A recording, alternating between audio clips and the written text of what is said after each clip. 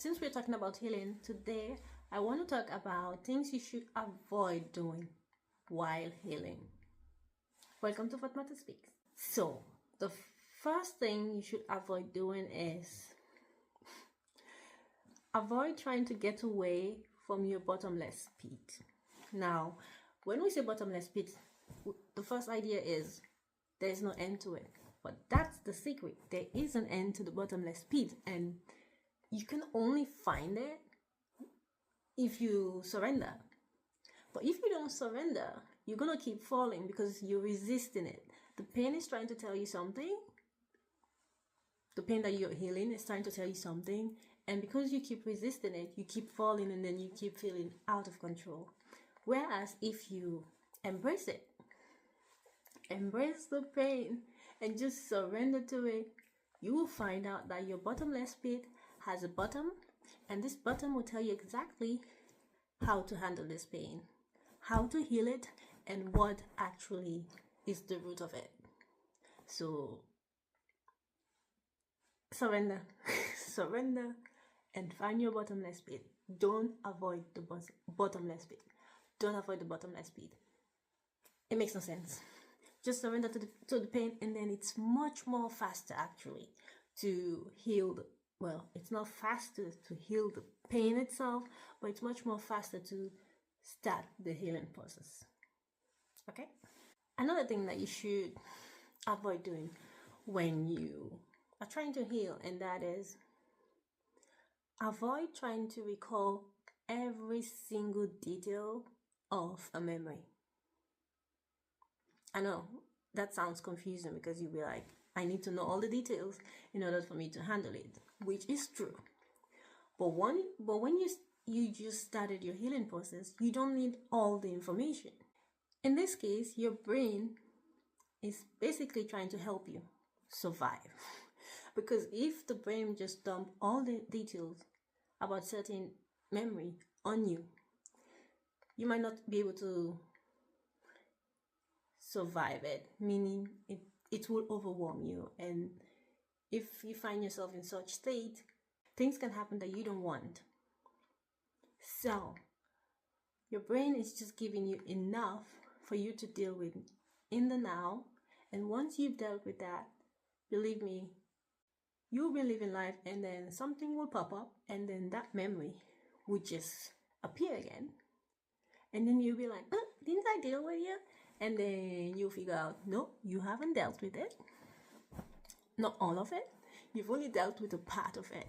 And then new information will be disclosed, and then you can deal with that part that is now in the open.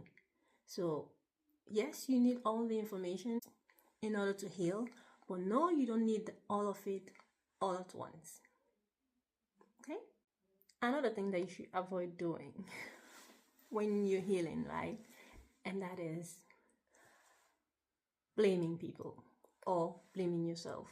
Because let's be honest, the deed, it's already happened. It's already happened, it's gone. You cannot control that. You cannot change that. And since we're experiencing time in a linear fashion, we per se cannot go back in the past to change that. Therefore, you have to live life looking forward. So blaming someone or blaming yourself is not going to help you deal with that particular pain or memory. So instead of blaming someone, try to find out as much as you can about the pain, because let's be honest. Let's be really honest with this one. Many people are operating from a place of being oblivious to how they are. People are operating from that. That's like the default for many people. So, yes, that means they're going to act in a way that will hurt you. And it's unfortunate. It's just like you also in the past, you only had certain information, you only had certain level of awareness, therefore you can only act in a certain way. So yes, when you acted in that way, it caused you to have some pains from particular time. And yes, it's horrible, but it was the level of awareness you had that time. But now you have a new level of awareness, which is the reason why you actually can see the flaws.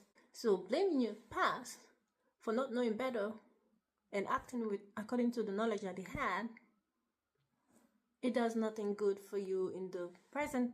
Because if you knew what you knew today, yesterday, you would have handled differently yesterday. But you didn't. But the fact that you know that yesterday was handled poorly, that already tells you that you have grown. So in the light of having gained some growth, stop blaming your past. Stop blaming the past. Stop blaming someone. Stop blaming yourself for past deeds. Okay? This one, I don't think many people will like this one. And that is, don't try to seek revenge. I know, sometimes it just feels good to just serve people exactly the same bullshit that they're serving you. But, why should you? Yes, it's reasonable to ask for justice. It's reasonable for justice to be served. But not when you look at it through the lens of taking a revenge on someone. Because, yes, revenge is sweet, but no, it's not. Because at the end of the day, you might actually feel terrible for having taken a revenge on someone. Or you might feel good, I don't know. But the necessary emotions, the needed emotions for you to heal, you might not find it there. So, seek out justice, yes, but don't seek out revenge. It doesn't bring you forward. It just keeps you in the same place. Because then you have to spend all of your energy on that person. If it's a person, most likely it's a person. You have to spend all your energy on that person, and that's taking a lot away from you. It's taking a lot away from your growth. It's taking a lot away from your concentration. It's taking a lot of attention away from you, and you should be the focus. So revenge sounds good in books, looks good on screen, but in reality, it's not always that good. There's sometimes when it's good. I've read a few stories, but let's be honest, it requires way too much planning. Why even bother when you can plan your future? Why bother with revenge when you can plan your future? That's how I see it. Of course, you can have a different opinion. That's totally, absolutely fine. But why invest so much in someone else when you can focus on you? And this is actually odd coming from me because I'm quite vindictive. But I do not actively seek revenge on people. It's just if the opportunity appears and I happen to be in not so excellent mood, or if that person has been doing it a lot of times, and then I'll be like, yeah, you have to taste your own medicine in order for this craziness to stop. And in that case, I will carry out revenge. But it's not really a revenge because it's just, I'll just give you your medicine so you can test it. It's not me trying to get revenge on you. It's just me trying to teach you a lesson to stop doing the shit. But yeah. But anyway, if you have to actively plan a revenge on someone, it just takes away too much energy, too much from you. So don't do it. Don't do it, because that also like holds you back. Instead of progressing in your healing, you will stay in one position for a really long time, and that makes no sense. Like, why should I stunt my own growth just in order for you to feel pain, just in order for me to get revenge. No, for me, that's not reasonable enough. That is not an enough. That doesn't sound convincing to me. No, don't seek revenge. Don't carry out revenge. Seek justice, but don't carry out revenge. Another thing that you should definitely avoid while you're trying to heal, and that is, don't numb your pain. Don't numb your pains. Don't do it. The reason for that is very simple. Because you can numb them as much as you want, as long as you want, but they're still going to be there. They're not going to go away. They'll be there waiting for you to return on one fine sunny day. And they'll be like, hello again. Or they will not even wait for you. They will just pop up in a different form. Surprise. So don't numb your pains. Feel it instead. Just feel it. Allow yourself to feel it. For example, back then I thought I was feeling way too much and this craziness just had to stop. So for some reason I numbed my pain. I just did it. So for a while I couldn't cry, which was odd because I was quick. Like my tears, they were so fast. But I couldn't cry, and then I suppressed my anger as well.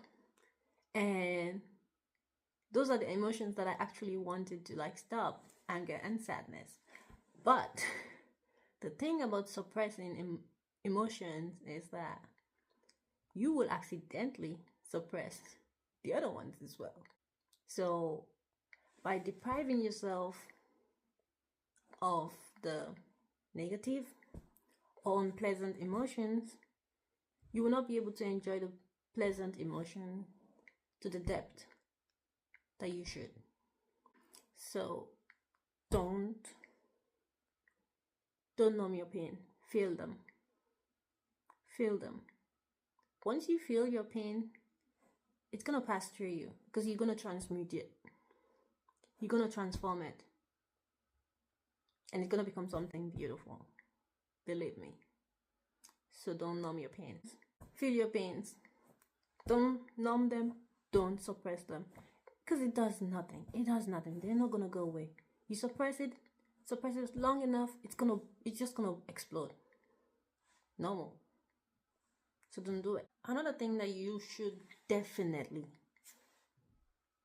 if you take away one thing from this list, it should be this. Do not force your healing. Do not force your healing. Healing is going to take its time. Let it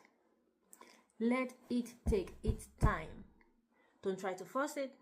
You're not in a rush. You have time. Don't force your healing. If you have to sit with something for a long period of time, sit with it. As long as you're actively, trying to understand it, and sometimes you need to do the process gradually and not in a flash mode, Do that. But don't force your healing, because this is what's going to happen if you force it.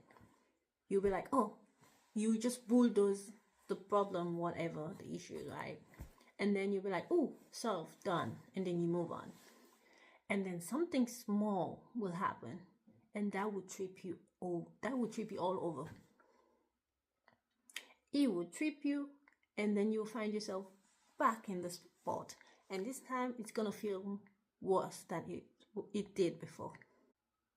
And you'll find yourself in the, how do you call it? That thing that when you swing to one side and then you swing to the other side, like two extremes. You'll be just bouncing between being happy and being sad, but not in the healthy balance. It will just be like, yeah, I'm healed, but you're not really healed. And then you have a high, and then you have a sudden low, and then you have a high, low. It will not make sense. So don't force your healing. Create strong foundations, so that when you have a high, it will be a healthy high, and when you have a low, it will be a healthy low, and it will not squeeze you. It will not force the oxygen out of your nostril. It will not force the oxygen out of your lungs. You will still be able to breathe despite being or having a low. Create strong foundations, and that takes time. That takes time, so give it the time. Don't rush it. Okay, I think for now that's enough. So I'm gonna close the sentence, and I'm gonna close the sentence. No, I'm gonna close this video. I'm gonna end this video. I'm gonna end this video with 2 sentences that I wrote. I wrote, healing happens on the level of the mind, the body, and the soul. So don't leave out any, for without the one, you will not experience full recovery. Take your time, people, and make sure you engage the mind, you engage the soul, you engage the body, because the body keeps the score, the mind keeps the record of everything, and your heart, your soul, honey, your soul, it also keeps the record. So heal all of them, mind, body, and soul. Then you will experience full recovery. Thank you. Bye.